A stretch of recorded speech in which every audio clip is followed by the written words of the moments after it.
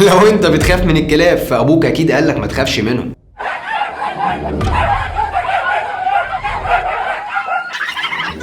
عشان الكلاب ساعتها بتشم ريحة الخوف. فهل الكلام ده بجد ولا لا؟ خلينا متفقين ان الكلام ده مش مظبوط خالص، لان الخوف شعور والشعور ملوش ريحة. لكن كونك معدي من جنب كلب وخفت منه، ده بيخلي بقى ان المخ يدي اشارة للجسم